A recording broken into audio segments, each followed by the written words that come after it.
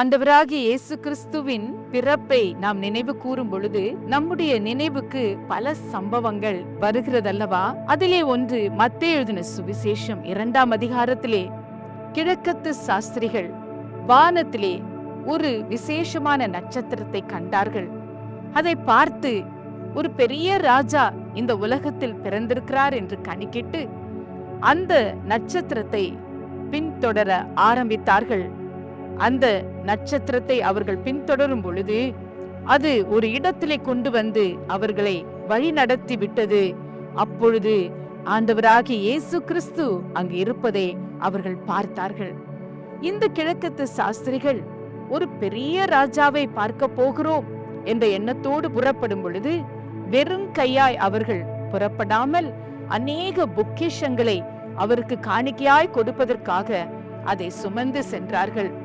மத்தேயு 2ஆம் அதிகாரம் 11ஆம் வசனம் சொல்லுகிறது, அவர்கள் அந்த வீட்டுக்குள் வந்து இயேசுவை கண்டு சாஷ்டாங்கமாய் விழுந்து அவரை பணிந்து கொண்டு தங்கள் பொக்கிஷங்களை திறந்தார்கள்.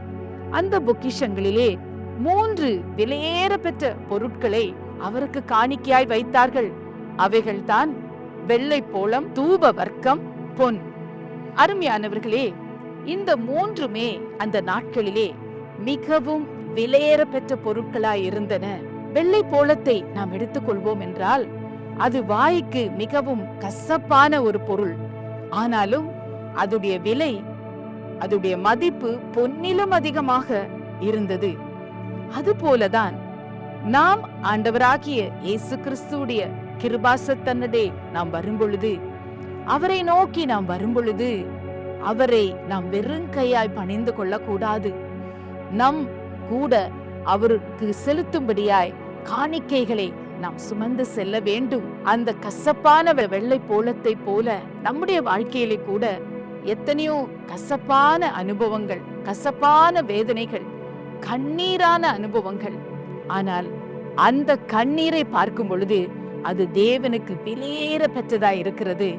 வெள்ளை போலம் கசப்பா இருந்தாலும் அதற்கு விலை அதிகமா இருந்தது போல நம்முடைய கண்ணீரை நாம் வடித்தாலும் நம்முடைய பாரங்கள், நம்முடைய வலிகள், வேதனைகள், நம்முடைய கண்ணீர்கள் ஆண்டவருடைய சமூகத்திலே அது விலையேற பெற்றதா இருக்கிறது. எனவேதான் சங்கீதக்காரன் சொல்லுகிறான் 56:8, தேவனே, என் அலைச்சல்களை நீர் அறிந்திருக்கிறீர், அவையெல்லாம் உம்முடைய புஸ்தகத்திலே எழுதி வைத்திருக்கிறீர், என் கண்ணீரை உம்முடைய துருத்தியில் நீர் வைத்திருக்கிறீர் என்று அவர் சொல்லுகிறார். அதே போல ஆண்டவராகிய இயேசு கிறிஸ்துவும் கூட மத்தேயு 5:4 அவர் சொல்லுகிறார், துயரப்படுகிறவர்கள் பாக்கியவான்கள், அவர்கள் ஆறுதல் அடைவார்கள். வெள்ளை போல மாத்திரமல்ல, அவர்கள் தூப வர்க்கத்தையும் சுமந்து சென்றார்கள். தூப வர்க்கத்தை இயேசுவுக்கு காணிக்கையாய் கொடுத்தார்கள். வெளிப்படுத்தல் 5:8 சொல்லுகிறது, கர்த்தருடைய சமூகத்திலே நாம் ஏறெடுக்கிற ஜெபம் அவருக்கு ஒரு நறுமணமான தூபமாக காணப்படுகிறது. இந்த தூப வர்க்கம் கூட அந்த நாட்களில் விலையேற பெற்றதாய் இருந்தது. சங்கீதம் 145:18 சொல்லுகிறது, அவரை நோக்கி கூப்பிடுகிற யாவருக்கும், உண்மையாய் அவரை நோக்கி கூப்பிடுகிற யாவருக்கும் கர்த்தர் சமீபமாய் இருக்கிறார். நீதிமொழிகள் 15:8 சொல்கிறது, செம்மையானவருடைய ஜெபத்தில் கர்த்தர் பிரியப்படுகிறார். ஆம், எனக்கு அருமையானவர்களே, உங்கள் ஜெபம் ஆண்டவருக்கு விலையேற பெற்றதாய் இருக்கிறது. இவை 2 மாத்திரமல்ல, பொன்னையும் கூட காணிக்கையாய் கொடுத்தார்கள். பொன் என்பது விலையேற பெற்ற விசுவாசத்தை அடையாளம் காட்டுகிறது. விசுவாசம் என்றால், ஆண்டவரே, நான் உம்மையே நம்பி இருக்கிறேன், உம்மையில்லாமல் நான் சார்ந்து கொள்வதற்கு வேறு ஒருவரும் இல்லை. அதுதான் விசுவாசம். நீர் நிச்சயமாக இந்த பாதையில என்னோடு கூட வருகிறீர், நீர் எல்லாவற்றையும் எனக்கு ஜெயமாக நன்மையாக மாற்றுவீர். அதுதான் விசுவாசம். பேதுருவின் முதல் நிருபம் 1 அதிகாரம் 7ஆம் வசனம் சொல்லுகிறது, நம்முடைய விசுவாசம் விலையேற பெற்றதாய் இருக்கிறது. அது பொன்னை காட்டிலும் விலையேற பெற்றதாய் இருக்கிறது. இயேசு கிறிஸ்து வெளிப்படும் நாளிலே அது நமக்கு புகழ்ச்சியும் கனத்தையும் மகிமையும் உண்டாக்கக்கூடியதாய் காணப்படுகிறது. ஆம், எனக்கு அருமையான கர்த்தருடைய பிள்ளைகளே, உங்களுடைய கண்ணீர் கர்த்தருக்கு விலையேற பெற்றதாய் இருக்கிறது. உங்களுடைய ஜெபம் ஆண்டவருக்கு விலையேற பெற்றதாய் இருக்கிறது. அவர் மேல் நீங்கள் வைத்திருக்கிற விசுவாசம் விலையேற பெற்றதா இருக்கிறது. இந்த விசுவாசத்தோடு, ஜெபத்தோடு, கண்ணீரோடு நாம் கர்த்தரை நோக்கி வரும் பொழுது ஆண்டவர் என்ன சொல்லுகிறார்? ஏசாயா 61:3 உங்கள் துயரத்துக்கு பதிலாக நான் ஆனந்த தைலத்தை நான் உங்களுக்கு கொடுப்பேன் என்று சொல்லுகிறார். சங்கீதம் 91:15 என்ன சொல்லுகிறது? ஆபத்து நாளிலே அவன் என்னை நோக்கி கூப்பிடுவான், நான் அவனுக்கு மறு உத்தரவு அருளுவேன், அவனை தப்புவிப்பேன், அவனை கனப்படுத்துவேன். பிரியமான கர்த்தருடைய பிள்ளையே, உங்களுடைய விசுவாசம் ஆண்டவருடைய உள்ளத்தை தொடக்கூடியதா இருக்கிறது. அவர் என்ன சொல்லுகிறார்? உங்களுடைய விசுவாசத்திற்கு நிச்சயமான பலன் உண்டு.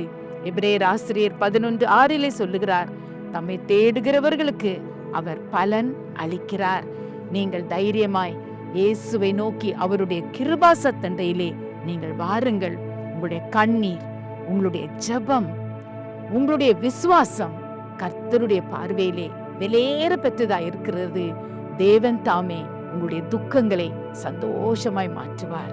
எங்களை அதிகமாக நேசிக்கிற பரலோக தகப்பனே, அப்பா, எங்களுடைய கண்ணீரை நீர் பார்க்கிறீர், எங்களுடைய ஜெபத்தை நீர் பார்க்கிறீர். அப்பா, எங்களுடைய விசுவாசத்தை நீர் பார்க்கிறீர். அதைதான் உமக்கு காணிக்கையாக நாங்கள் கொடுக்கிறோம் ஆண்டவரே. அந்த நாட்களிலே அந்த கிழக்கத்து சாஸ்திரிகள் விலையேற பெற்ற அந்த பொன்னையும் அந்த தூப வர்க்கத்தையும் அந்த வெள்ளை போலத்தையும் உமக்கு கொடுத்தார்கள். நீர் அதை ஏற்றுக்கொண்டீர் அப்பா. ஏனென்றால் அது மிகவும் விலையேற பெற்ற பொக்கிஷங்கள். அதே போல இந்த நாட்களிலே கர்த்தாவே, உம்முடைய பார்வையிலே விலையேற பெற்றதா இருக்கிற எங்களுடைய கண்ணீரையும் எங்களுடைய ஜெபத்தையும் எங்களுடைய விசுவாசத்தையும் உமக்கு கொடுத்து நாங்கள் உம்மை பணிந்து கொள்ளுகிறோம் அப்பா. எங்களுடைய துக்கங்களை நீ சந்தோஷமாய் மாற்றுவதற்காக ஸ்தோத்திரம். இயேசுவின் நாமத்தில் பிதாவே, ஆமென்.